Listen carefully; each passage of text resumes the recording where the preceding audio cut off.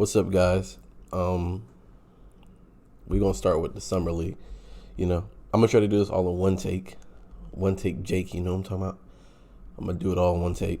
You know, I got some notes over here. I'm about to just kind of go off from what I seen during the summer league and notice with the play. Obviously, of course, we got to start with the number one overall pick, Paolo Benchero. Yeah, I'm gonna go with that. Benchero. I don't know. We gonna go with one of those. I know it's Paolo, not Pablo. But definitely, he's showing that he's the number one pick. Like he was really giving Jabari buckets. The Magic have been were rumored to pick Jabari with that first pick. But I think they killed it with that first pick. Paolo was hitting them in the post on the wing, just jab, step in, pull up, jab, step, pull up. Like people said, Carmelo Anthony is really that jab, step, jumper is gonna come in. It's gonna work, man. I promise you. He was a really good pickup for them, and right now he's just showing that he was the number one pick. Like they didn't make the wrong decision. The Magic have been known to make some pretty bad picks. With not to say Jalen Suggs has only played one season, but right now it's looking like Jalen Suggs. It wasn't the best pick. When you had people like when you just had people after him in that draft that you could have chose from. They did win with that Franz Wagner pick. Definitely great. That was a great pickup for them. But I think Paolo comes in. He's gonna be a killer, man. I promise you. He's really gonna take that team to where they need to be in the future. It won't be in 1 year, but it'll be within the future. And then the number 2 pick, you got Chet. That first game he came out, I think it was 6 blocks in that game. 6 blocks, summer league record. Came out 6 blocks. Coming down, hitting Dirk fadeaways, pull up threes, trail pull up threes. And he looked like he was really, really like that. And then the next game, he had to go up against the Memphis Grizzlies and Kenny Lofton Jr. And Kenny Lofton Jr. put that body on him. Kenny Lofton Jr. bigger player. Especially when I think of his build, I think of like a Raymond Felton, but taller. Just big, and he was really putting that putting Chet, making Chet look little, really little, like he needed to put muscle on. And everybody, that's the biggest thing with Chet. Everybody says that the muscle, he's weak, he looks weak, he's real thin frame, stuff like that. Kenny kind of showed that that's the issue, but at the same time, I don't think it's the issue because I wouldn't have Chet. If we were to play up against the Joel Embiids, the Jokic's, I wouldn't have Chet guarding them to start with. I would obviously have someone, bigger on them. That's why you drafted you have so much depth in your lineup. You can always change it. You don't have to have Chet guarding the biggest player on the team. He can definitely play that free safety, just grab those blocks. Just get those blocks. That's all that's what you need from him. He's 7'1". So, yeah. And then besides that, his shooting hasn't been the best since that, I guess, the first game. He's getting double-doubles. That's one thing you can say. He's a double-double machine. He's getting like 10. He's at least going to give you 10 points, 10 boards. I think it was the last game he didn't get 10 boards. He might have got just 8. I think it was 8 boards, but he still had 12 points, so 12 and 8. That's not bad at all. That's close to a double-double. And then he had some blocks to go with that, of course. Okay, and then you got the third pick. Jabari hasn't been playing the best at all. Like, it's been struggle, I feel like. I guess he can't really find his shot. Until last night, I think he dropped, it might have been 15, 17, around that range, 15 to 20, I want to say, in points last night. Yeah, It's really good. He shot the three ball really well. I think he had 2 blocks and 1 steal, or it might have been a steal and 2 blocks, one of those. But he locked down last night. Showed that he can hit the three. That pick and roll, you got Tara Easton over there, and he's just showing them that he's like that. He might be a very good complementary piece. Jalen Green and then Jabari Smith. Jabari Smith has been showing that he can do that pick and roll, and with Jalen Green, it could be very lethal. As long as he's knocking on that shot. I mean, I'm happy that he went to instead of going to the Magic where they were going to try to make him a number 1 option. I'm glad he went to the Rockets where he can be like a number 2 or even a 3 some nights. Okay, and then you got a few second year guys, coming in for summer league and stuff like that. With Josh Giddey looking like young Bron, doing the pass here, pass there, rebound here, rebound there, score here, score here. His stats don't always say everything he's contributing to. Like he got the Draymond Green numbers. Josh Giddey can't really give you anything, but he's just he's kind of like toying with the opponent some nights, just because he knows he's good.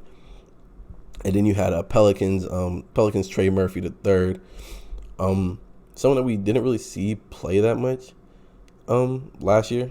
Didn't really see him play that much last year, but he's coming out dropping buckets on people, showing that he was a good pickup last year.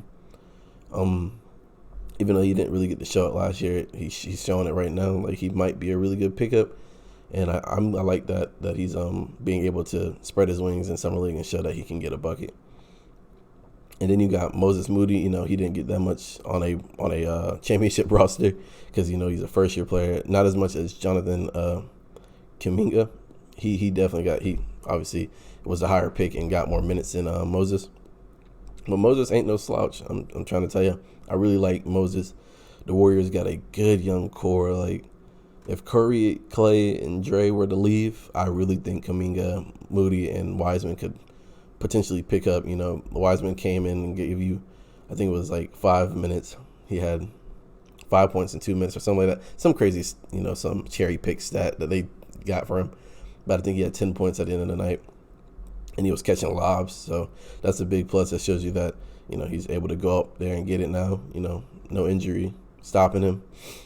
But the Warriors core is looking very good. That young core, man, they draft good. That's all I can say about them. And then you had the Nets, Cam Thomas. Cam Thomas has been a bucket since I think he should have really got minutes last season more than what he was getting. With the coaching of Steve Nash, it's not the best in my opinion. I think they should definitely move, but that's a whole nother conversation. But Cam Thomas, he was under the wing of James Harden and Kyrie and KD. Like, he's on the team with those three. So I think he has, this idea of those are three winners. I mean, even though, Harden doesn't have a ring, Kyrie got a ring, KD got multiple. They got him, Cam Thomas, I think it could be a cold-blooded killer, like one of those small, crafty point guards that really get to it, And I like that. Or you can even have him playing like 2, and he's just a really small 2, which I really like, because his playmaking isn't there, but his scoring, that scoring is going to be there every night for you, I promise you. And then you got Quentin Grimes, another player that I don't know what the Knicks are doing, but they really need to play their younger players, like, get them in there acclimated with the whole team.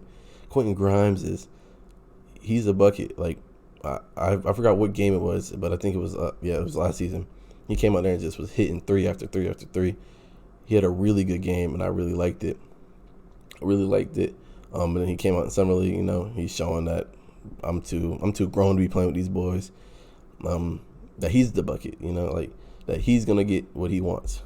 And then you got a few sleepers. Like Jalen Durant. The Pistons really won this draft. Jaden Ivey, I think he just sprained his ankle the other day. But besides that, Jaden Ivey has been playing good. I mean, not the best, but not terrible. Like, he's been playing good. You had Jalen Durant. He's playing He's playing up there with them, at least giving you like 10 points a night. I think every game he's played, he's given at least 10 plus points, which is really good. He's really nice. I really like him. I really like him with the Pistons team.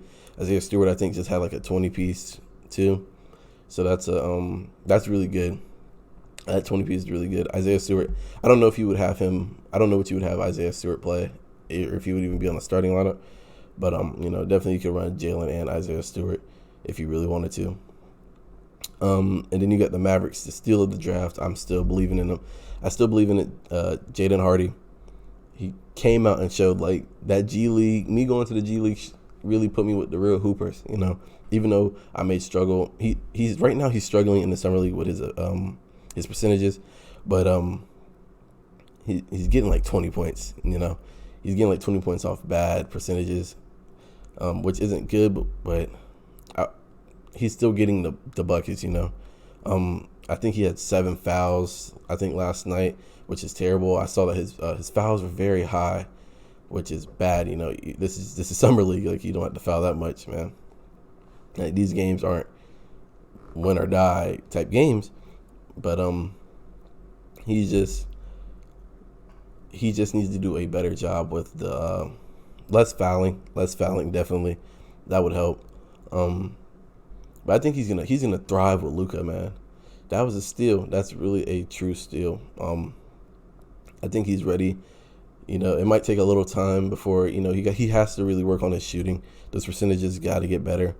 They can't be I think he shot a 22 the other night, which is terrible. They can't be like that. You got to at least up that.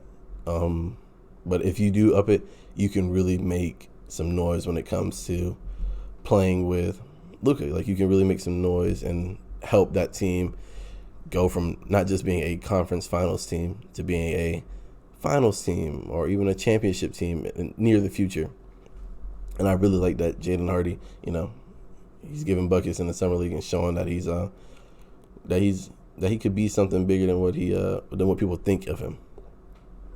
And he got Tara Easton, like I already said, with Jabari and them, and Ty. Ty was also a part of he's also on the Rockets summer league, and he's really hooping, man. Like, Jabari, even though Jabari's struggling, Ty's doing good, and Tara Easton, he's really he telling Jabari get on. Like, he was guarding Paolo, like, move, bro, I got Paolo. Like, Jabari, even though you the third pick, bro, I got him, bro, move out the way. Like, I really like that.